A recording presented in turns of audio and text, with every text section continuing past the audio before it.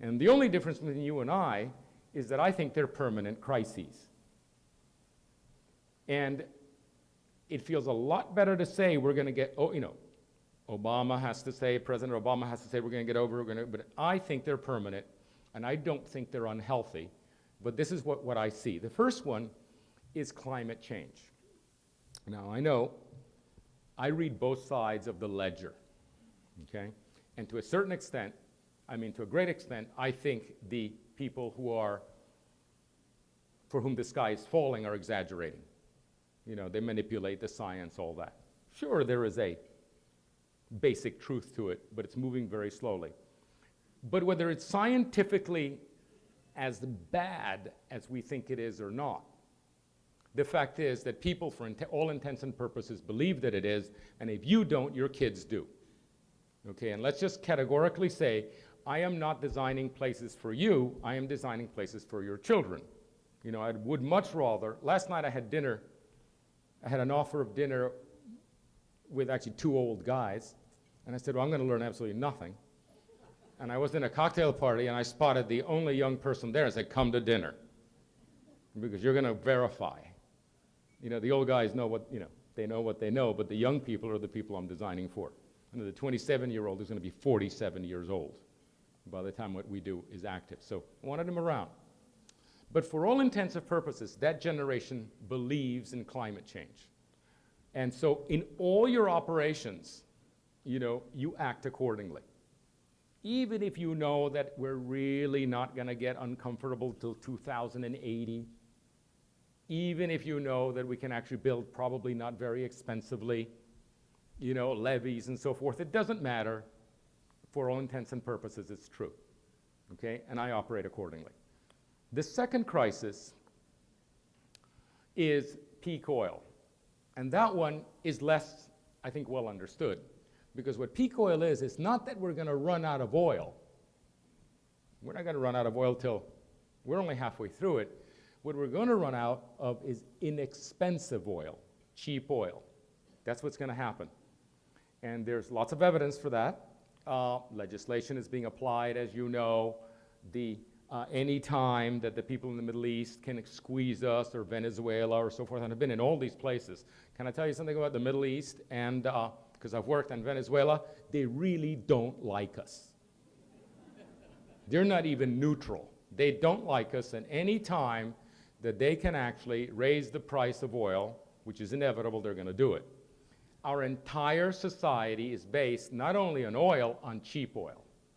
The way we deliver things, the way we distribute things, the commercial, everything, the way we drive around, the way we meet to come here, the way we build our buildings is based on cheap energy. And that just isn't going to happen. And by the way, the one thing you do need to read is that there are no quick fixes. The solar isn't going to do it, the tidal isn't going to do it, ethanol isn't going to do it. And there are books that just lay them all to rest one after another. In fact, the one thing that might do it is atomic, is nuclear, and, by the way, it's not good for cars. Okay, so this car business, this entire society we've built, is simply going to be, we will have cars. There will be cars, but they will be expensive to run. And there'll be shipping, and there'll be trucks, and there'll be, things coming from California, but they're not going to be cheap anymore. Okay, so that's the second thing that I know is coming, this rolling. And the third one is the financial crisis, which we know what caused it, et cetera, but there's something behind it, which is that we're permanently, I don't want to say impoverished, but we are a lot poorer than we were, and that's permanent. Now, we've been amazingly wealthy, and we've been able to be really stupid about things and throw money at highways and, build things wrong and gold plate everything. But the fact is that over time, the 20-year period, there will be no slack. We've already been seeing the municipal, we can't pay. Well, we can't pay really for so many things. That's going to get a little better. We're going to figure out how to pay for government a little better. We're going to pay. But the kind of society that was built on wealth, on simultaneous wars, on rebuilding, on building super highways to get to Starbucks, on having ideas like we're going to just take this city up, we're going to bury the highway and take the city up to the river, that kind of idea, that kind of silver bullet planning is going to become ridiculous. It never did work, silver bullets. They never really did work, but now just bringing them up is going to become ridiculous. Okay, so we have three things going. Not so much a permanent impoverishment, but the fact is that we don't have money to waste. So we have to go back to that situation of our ancestors when they built this continent cash on the barrelhead. They created the wealth precisely by building. By building, they created the wealth. And they made an incredibly desirable place where it was desirable to work very hard. It was really desirable because you were rewarded. Okay, that's how they built wealth. So we have these three crises. Now, I think a lot of people will recognize that they're there, but they don't necessarily connect them. I think we're really surprised that they all happened at the same time, right? Because they could have happened at different times. You know, Al Gore could have made his film to alert us on global warming. Could have made it, you know, could have made it in 1992. The science was in 88, but he didn't. Did it now. Okay, this bubble we had, that could have been 10 years from now or 10 years before. But they all happened together. You know, like to wake us up, as you say, we got slapped upside the head. Okay, and any one crisis couldn't have done it, and I'm not that convinced that all three crises have done it necessarily, but it did it for me, because I'm in a business that responds immediately. So, you know, I got slapped upside the head and had to think things through, like what's this going to be like? How is this going to be different? These crises all have one key cause. They seem separate, but they're not. They're all related to the lifestyle of the American middle class. Okay? All of them have to do with the way that we live large, big hotels, big houses, big vehicles, big lots.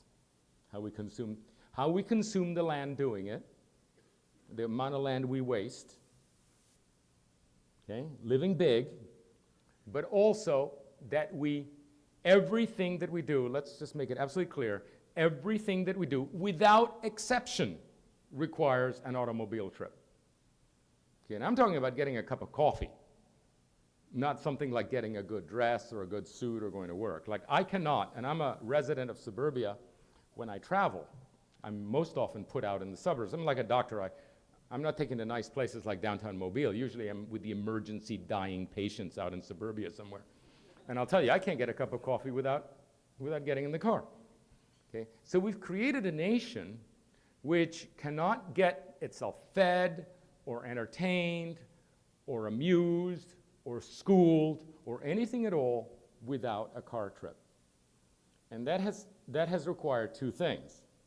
First of all, a great deal of wealth, because our taxes have gone to building highways and roads. All that infrastructure out there is public realm money, which by the way, we used to spend that money in things like really good looking schools. You know, why do our schools look like insecticide factories? You know, while our old schools used to look like Capitol buildings. I mean, the standard high school looked like a Gothic building at Yale. That's what they used to look like. You know, the halls were clad in oak. They had beautiful windows. We used to build fantastic infrastructure, vertical infrastructure for people, and now we can't do it. There's no money for the schools because we're spending it on gold-plated infrastructure. We've grown from vertical infrastructure of humans to horizontal infrastructure for cars and the pipes to go out there to suburbia. Okay, and that's why this mystery that must confound you is, why are public buildings so horrible looking? Why are our fire stations Butler buildings? You know, when they used to be really magnificent. And it's just a reallocation. So we have been reallocating to our wealth to this way of living, which is the lifestyle of the American middle class, which, by the way, that's the public expenditure. You know what the private expenditure is? Every one of you over 16 needs to have a car.